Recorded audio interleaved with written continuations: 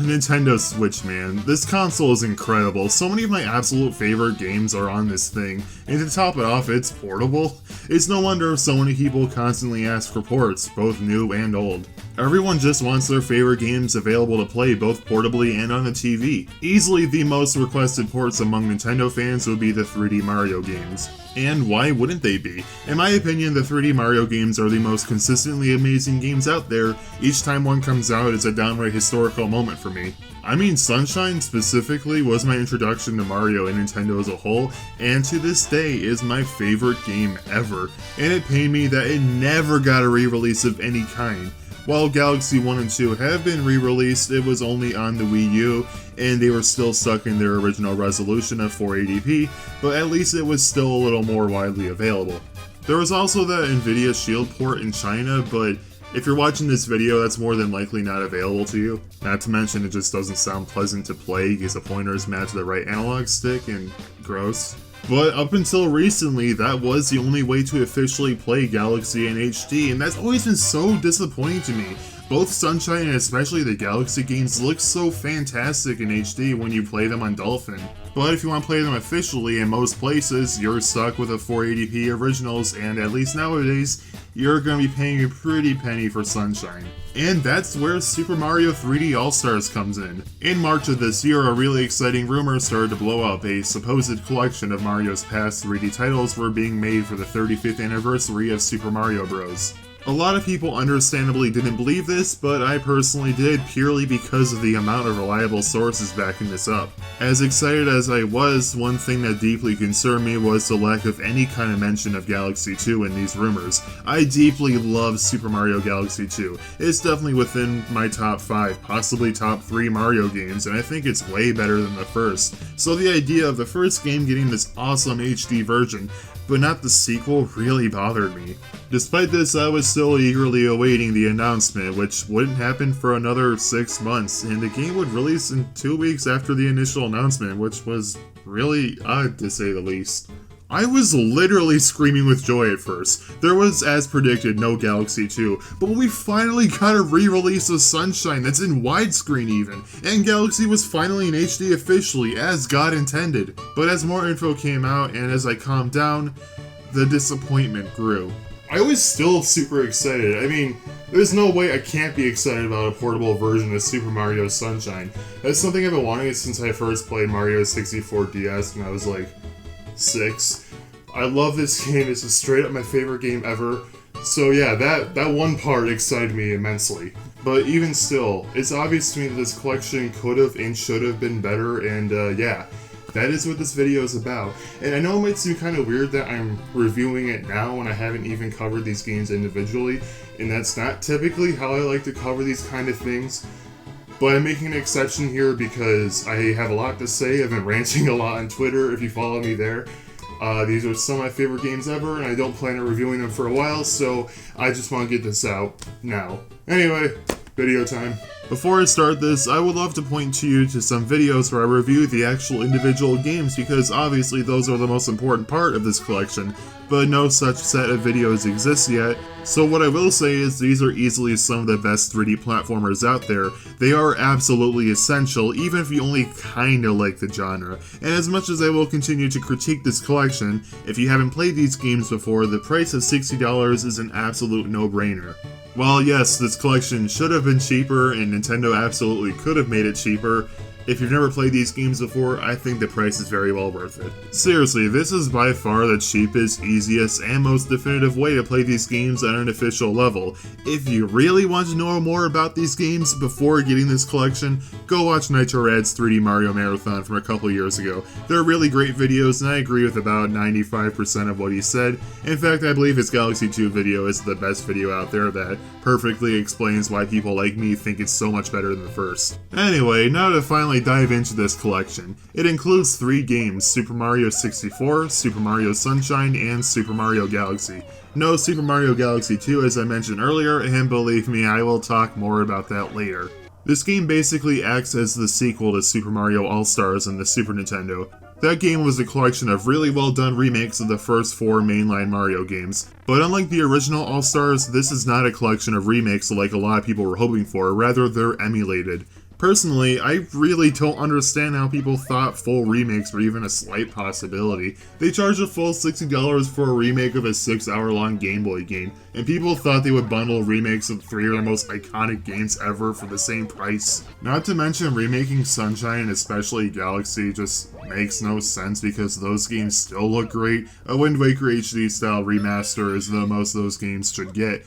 But once again, knowing this is going to be a bundle made even that unrealistic. I still would have loved a full remake of 64, even if that meant a separate release from this collection, but the fact that's not what it is totally fine. However, that doesn't mean I'm 100% okay with what we got, but more on that in a bit. The menu of this collection is actually super clean. We got this little montage of Mario doing the star animations and the games included that opens up with the actual menu. The opener does use Galaxy 2's star music, which is both sad and confusing. I swear Nintendo wants me to be sad. Yeah, just rub that salt in the wound, Nintendo. Once the actual menu is open, you have the selectable games down here represented with their box art, with clips from the actual games and descriptions when you highlight them. It all looks really nice, though I feel the boxes should be a little bit bigger just to put more emphasis on them. As for the extras, you have the soundtracks available here, which is a great addition. I can seriously see myself turning this game on just to listen to Galaxy's music, because my god, that soundtrack is godlike. Though it is really weird how the soundtracks are listed alongside the games. I think it would have looked a lot cleaner if they just put it in a sub-menu. There's unfortunately nothing else. It would have been really nice if they included concept art or scans of the original manuals or something, but it's not a big deal if they didn't. I've seen a ton of people say this menu looks boring, and I think I'd agree if it wasn't for the footage of the games on the right, but they're there and I just really like how they look, so, you know, opinions and such. You can also press the minus button during gameplay to pull up this menu to exit the game or show the game's controls. It's basic, but it works. As for the actual games, yeah, they play just fine. Super Mario 64 uses a previously Japanese exclusive Shindo version. This version adds Rumble and this weird Easter egg on the title screen. But it patches the backwards long jump and gets rid of Gay Bowser, and that's the real shame here. I guess it's cool to finally have this version in America, but it's kind of lame that one of the most famous glitches in all of gaming is just gone now, and I don't think Rumble is a good trade-off. The audio is also very slightly delayed, which I don't think most people will notice, especially if you've never played the original, but I kinda did. For me, it's most noticeable whenever Mario makes a jumping noise because it's like a quarter of a second delayed, and it's just kinda obvious to me. For the most part, this didn't really affect gameplay except for the water levels. You see, if you time your A presses just right in those levels, Mario will swim faster, and I use the audio cues to time it just right, but if the audio is desynced, that doesn't exactly work, so I had to relearn the timing, and that was just annoying. It really isn't a big deal, and you do adjust to it, but like, come on. A change that applies to more than just one game would be that each of the games that had inverted camera controls are now reverted back, and there's no way to change that, so if you're used to the original game's camera controls, it's gonna take some time to relearn. I personally don't have much of a problem switching from inverted camera controls to non-inverted because I constantly do that anyway by playing older 3D platformers and newer ones. But what really threw me off is how Sunshine's flood aiming is now non-inverted too. I did eventually get used to it, but considering I've been playing this game since I was like 4, man, it was not easy. And I really just don't get why there isn't an option to change it back. Like, I know they're probably going to add it later, I don't see why they didn't add it now. And now that I'm used to the new camera controls, I know that I'm going to have, like, serious pain when I decide to go back to the originals. So it's going to be like this never-ending struggle of adjusting to the new and old controls until Nintendo adds this option, so please do this. Oh, and I don't know where else to put this, so I'm just going to say it here. For some reason, you can now play Mario 64 with a D-pad, but none of the other games. I mean, there's really no reason to do this, except it makes that one trick with these spikes a lot easier, so there's that. Some other changes are a bit more necessary though. Due to the Switch's controller not having every bit of tech the older consoles had, they did have to make the game's play a little different. Mario Sunshine now uses 2 different shoulder buttons to spray water from FLUDD. The original game took advantage of the GameCube controller's analog triggers for FLUDD.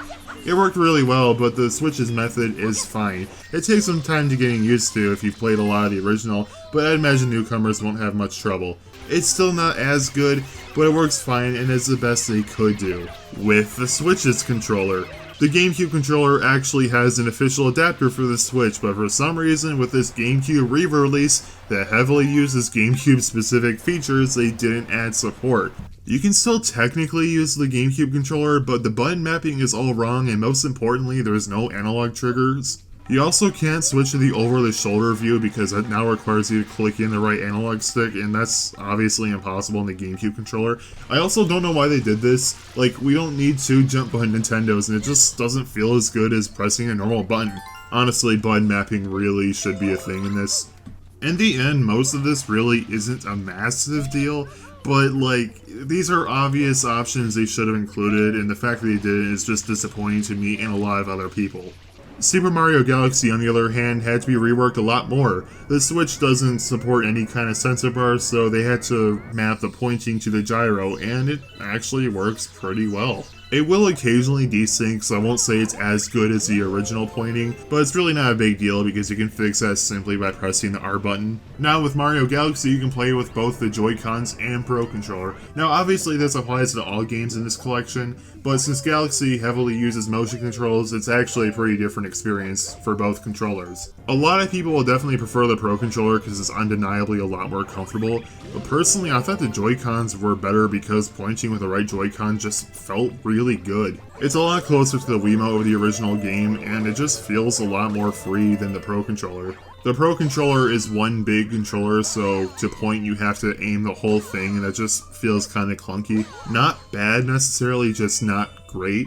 But with the Joy-Cons being these small separated controllers, it was a lot more free, so the pointing in general just feels way better, at least to me.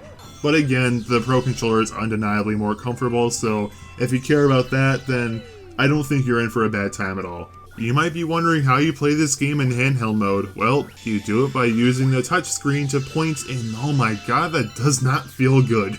To do it, you have to take your right hand to use the touchscreen, and that obviously gets rid of a lot of control, while with the Pro Controller or Joy-Cons, you don't lose any control. It's pretty clunky, but it works, and it's still the best they could have done, so I really don't have much to criticize. Just please play this game docked when you can. I mean, it's definitely nice to have a handheld version of Mario Galaxy, but man, I just don't think it's worth it. Man, I can't even think what the ball rolling levels must be like in handheld mode, because yes, motion controls are still required, and why?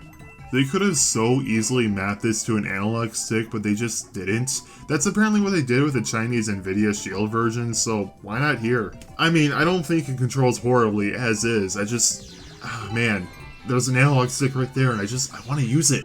Aside from the way these games control, they run pretty well. Sunshine had some frame rate dips early on, but they went away completely as I played the game, not sure what's going on there. Though I guess it is worth bringing up that Sunshine does lag pretty hard anytime you bring up the map. I'm not really 100% sure why this happens, but it happens in Dolphin too, so whatever. It really isn't that noticeable if I'm being honest, just thought it was worth bringing up. They're all being emulated too, so these are not native ports. They're actually closer to what I guess I'd describe as enhanced Virtual Console release. They're improved in many ways, but often not in the most important ways. More on that later. For now, I will say the fact that these games are emulated means the chances of more of these games from these old consoles coming to the Switch has increased.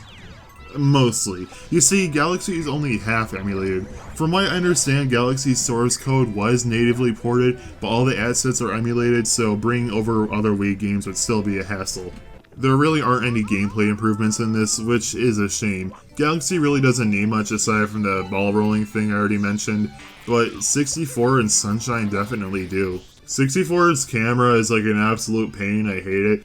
It moves in large increments and sometimes doesn't even allow you to move it at all, and I don't know what's up with that. A modern camera would have been ideal, but I feel like since this is emulated, making bigger changes like that would be a lot harder, so I understand why they didn't go that far, but they still could have made it more tolerable. As for Sunshine, probably that game's biggest issue is how it didn't really matter how many shine sprites you have, but which ones. More specifically, you needed shines 1 through 7 in each of the main levels if you wanted to beat the game, meaning any extra shine sprite you got for doing any bonus levels or blue coins are completely pointless unless you plan on going for 100%. which in case you didn't know is not a task a lot of people like. It's a task I very much like. In fact, I did that in only a few days after release, but most people don't like doing it. Making it so that every shine is of equal value would have done a ton to improve this game, and I don't see it being that hard of a thing to implement in any way. The blue coins are still cryptic in many ways, and that's just disappointing because there's so many things you can do to improve that. Though doing that kind of thing would definitely take a lot more work, so I get why they didn't, but the shine thing, that wouldn't have taken much work at all. Oh yeah, and the pachinko level is still bad. Any improvements they did do would be purely graphical, with honestly somewhat mixed results. I'm mostly referring to 64 when I say that because the game is still in 4x3 for some reason. All three games are emulated, but even so, Sunshine got an aspect ratio upgrade, but not 64. I understand making N64 games widescreen through emulation isn't as easy as GameCube, but it's not impossible. Even if it was, isn't that, more of a reason to make this a native port than emulated? Fans got a hold of the decompiled source code a while ago, which led to them porting Mario 64 to everything possible, including the PS2, MS-DOS, 3DS, PC, and yes, even the Nintendo Switch, the very console this collection is on. The latter three versions are widescreen, so it bothers me that fans were able to make a better version for funsies, while this paid official version isn't nearly as good. Not to mention, this version is still in 720p 30fps, which if I'm being honest is something that I personally don't care too much about, but other people absolutely do mind, and I only don't mind because I'm not at all a stickler for that kind of thing. But the fact is, this is Mario 64. The Switch is more than capable of running this game at 1080p 60fps. So there really isn't much of a reason for them to not do that, and again, the fan port succeeds in this area too.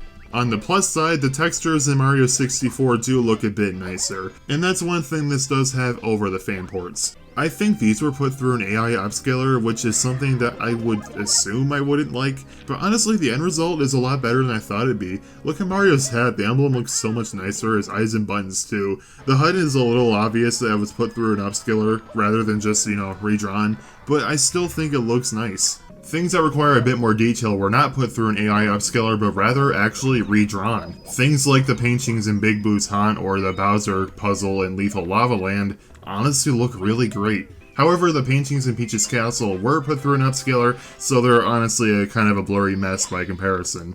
Sprites do look a lot nicer too, which makes the bombs or Chuckyas look way less pixelated. The text looks way better too, which is great because I always thought the original font was hard to read. Aside from that, the game is obviously running in a much higher resolution than the original's 240p, which makes the game look a lot cleaner, even if it could have looked even cleaner. I think my main issue with 64 in this collection is that it just doesn't look that much better than the previous Virtual Console re-releases. The upscale textures is the only improvement from those re-releases, and even then it's not that big of an improvement. If they just made the game widescreen, I would have been happy. Anything else would have just been a plus to me. Super Mario Sunshine, unlike 64, was put in widescreen, which is just amazing to see. You can already play this game in widescreen using Dolphin, but there's just a lot of small issues that really bothered me, like how the opening cutscenes for the levels had the bars abruptly cut off, or the map screen showed the game on the sides. Oh man, don't even get me started how disgusting these cutscenes looked. Sometimes the music would also just not play. I don't know if that's related to the widescreen hacks or if that's just part of emulating this game on Dolphin, but it happened a lot and was just annoying. There might be ways to fix this stuff, I'm honestly not sure. It is an emulator after all, but I haven't been able to find anything if there is. That's not to say the official Nintendo version is perfect. You can tell this effect is made for 4x3 displays and this mirror effect glitches up, but this kind of stuff is infrequent and not very noticeable, unlike this graphical stuff you'd see in Dolphin. This being an official emulation doesn't have any of that other stuff, and it's so nice to be able to play this game as a polished widescreen experience, and 1080p too. This game looks so gorgeous in HD. It came out in 2002 and it still looks this great. It's insane how much a simple upscale can do. The game is still disappointingly at 30 FPS, and that is a shame, especially considering it only takes a simple Gecko code to get the game running in 60 on Dolphin. I don't find this to be a massive issue, but it's still undeniably a missed opportunity. There are other improvements that do make up for it, like how a lot of the textures, especially on Mario's face, are dramatically improved. Not to mention a lot of the 2D assets are fully HD now, and unlike 64, I don't think this is the upscaler is doing. I think these might just be the original assets before they were compressed optimized for the GameCube, and they look identical to me. If I'm right, it's actually really cool to see these finally. My one issue is the button prompt for FLUDD still has the GameCube's X button, which is weird because the 64's title screen was updated to have the plus button instead of the start button. Not really a big deal, it's just a weird inconsistency. A really weird thing I noticed is the second Bianco Hills Floodless level has these debug cubes on the pads of these platforms. This is also in Dolphin, but you'd expect an official emulator to not have something this glaring. There's some other downgrades too, the most major one being the beatboxing Pianta on the title screen is gone, and that alone makes this the inferior version. Okay, but seriously, they really wanted the originally pre-rendered in 480p cutscenes to match the gameplay, so they're now in HD and widescreen. Kinda. Thing is, most of Sunshine's cutscenes were already widescreen, so for those all they did was crop the footage, which is fine in this case because it only cut out black bars. The first cutscene, however, is in 4:3, so Nintendo's solution to this was to just crop and stretch the footage. Personally, I think doing this just makes it look a lot worse. I just hate losing any portion of the screen, and just look how fat the shine sprite is. I will say it is decently inoffensive here. Like I said before, this is the only cutscene like this, and choosing to both stretch and crop does make it less noticeable than it would be to just pick one or the other would be. Either way, I think it would have been better if they just kept it in 4:3. People aren't that afraid of black bars, Nintendo. Oh, never mind, I guess you knew that. There's also an AI upscaler being used to make it pseudo HD, and it looks fine. You do definitely lose some details in a lot of areas, but I understand why Nintendo wouldn't want to keep it at the original resolution because it does look really bad when watching on modern displays. Oh my god, that was a really bad voice crack. Also, the way they edited FLUDD's tutorial is just so funny to me. Since the button presses don't exactly apply anymore, they just jankily cut them out of the audio. Now, I don't expect them to get back FLUDD's voice actor, so this isn't really a criticism, I just think this is funny. But at the very least, they kept the eyeball earrings. Overall, Sunshine was handled pretty well visually. Aside from the frame rate and to a lesser extent the cutscenes, I don't really have any major issues with it. I mean, there's some small stuff, but nothing I really care that much about. I know some people would still prefer to play in Dolphin due to the higher frame rate, but again, this is a much more polished experience, and let's be honest, just playing it through this is way more convenient. Sunshine ended up being the game that got the biggest visual upgrade, and considering how this is my favorite game ever, I'm happy. To be honest, playing Sunshine portably is all I really wanted out of life, so maybe my views are a little clouded. I don't know, don't care if I'm being honest. Now finally, onto Galaxy. Super Mario Galaxy was already a visually stunning game thanks to it already being in widescreen in 60 FPS and obviously just being a beautiful game, so the resolution is the only upgrade it really needed. And yeah, that's mostly all it got. I mean, there's some smaller stuff like the HUD elements got upgrades like Sunshine did, and the cutscenes, man, the cutscenes look really good. I don't know if this is an AI upscaler is doing or if they're actually just natively 1080p now, but either way, they look really good, and the fact that I can't tell shows that it really doesn't matter in this case. So like I already said, Super Mario Galaxy definitely got the smallest visual changes, but that's fine, it really didn't need much. I don't really think I can ask for more than this. When it comes to the original game, the resolution is the only thing that really held it back, and now that's just not a thing, and oh my god, I just can't get over how beautiful this game looks. It basically looks like a modern game, and I love it. What's not great is the omission of Galaxy 2. That's right, I'm talking about it again. As I said before, I think Galaxy 2 is a lot better than the first one, and seeing the amazing treatment Galaxy 1 got, but knowing there was a pretty good chance that it's just not going to happen to the sequel just hurts me. It's so baffling to why this wasn't included. After 3D World comes out, it's going to be the only console 3D Mario game to just not be on the Switch. I know this might be a bold statement to a lot of people, but if I take my personal bias of preferring more open-ended Mario games, I might say Galaxy 2 is straight up the best game in the series. So yeah, I'm heartbroken. I am. This sucks. I know some will say, just play it on Dolphin. The problem with that is I feel like playing this game with a normal controller should be considered a form of torture. It does not work well. And yes, there's ways to get more optimal controllers working, but it requires jumping through a lot of hoops, and I'd really rather not do that. Playing on the Switch just sounds a lot more ideal and way more convenient. The fact that it's not included in this collection just makes no sense and sticks out like a sore thumb. or I guess sticks out like a lack of thumb, I don't know. It also just bothers me that all these people are playing these games for their first time, which is great, but they're gonna miss out on this game, and that just sucks. This game is so good and should be played by everyone. Another thing that makes even less sense is the limited release. Yeah, this is probably the most talked about thing in this collection. Super Mario 3D All-Stars will only be available until March 31st, 2021, both physically and digitally. The physical release, I can understand. These are re-releases of old games that aren't that much different from their original releases, and making it so limited does make it a collector's item. But digital? There's absolutely no reason to limit the digital release. It just sucks for a variety of reasons. The fact that this is the definitive versions of these games and they'll just be gone that soon, let alone at any point, just bothers me.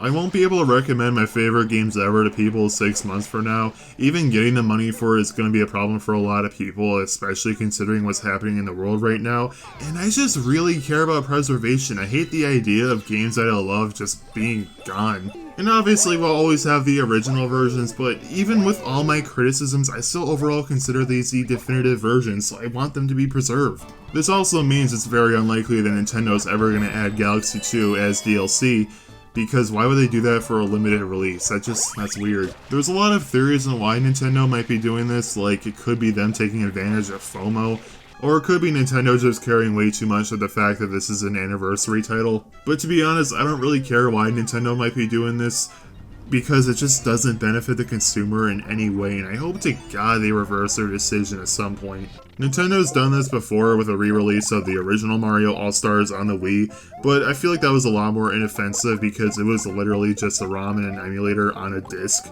so it wouldn't be a big deal if you did miss out. And that was also before digital games were really much of a thing, so limiting the release like that just was a lot less arbitrary. It's just so confusing. Why would they put this much effort just to take it away in 6 months? Because of this, a lot of people are saying they will re-release this collection in some other way. Maybe sell them individually later, or possibly just give it a second run.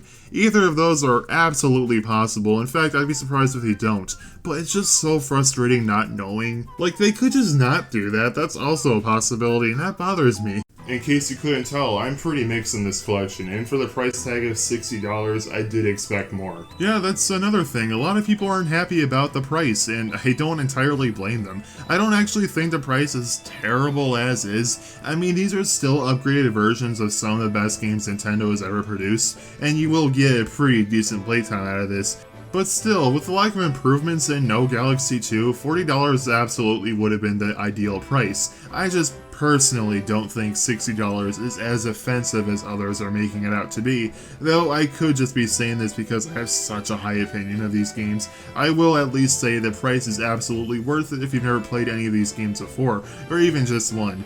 Seriously, I can't overemphasize how great these games are. I'm sorry if I came off as nitpicky in this video, it's just that I really love these games and I want people to enjoy them in the best way possible, and it sucks when Nintendo isn't delivering that, even when I don't think it would have been taking that much more work. I still love this collection, but aside from Sunshine being a widescreen, it really is a bare minimum effort. Not a bad one, just, you know, it's so obvious that they could have done more. Also, Nintendo, please re-release Super Mario Galaxy 2 on the Switch. All these problems would be way easier to ignore if this collection had it. And honestly, after playing Galaxy 1 like that, oh man, playing 2 like that is the dream for me now. I mean, I guess Nintendo could release it as DLC or maybe a standalone release later, but considering this is a limited release as a whole, I just have a hard time believing they're gonna add DLC to it, so I would say its own release is more, I don't know, realistic. I don't know, there's still hope though, hopefully it happens. Anyway, video is done, and I kind of want to update for the channel briefly. So last video I said I wanted to do a Sonic Marathon, and don't worry, I'm still doing that. I got almost everything I need. It's just that I should be getting a much better camera soon, and I don't want to start that marathon until I have it because I have a lot of faith in these videos, and I want them to be the best it can be. And because of that, I'm waiting a lot. It's just taking a while for me to get the money I need, so yeah. Anyway, that should still happen relatively soon. So, look forward to that. Anyway, the video's over for now, for realsies, so bye. That was an awkward ending.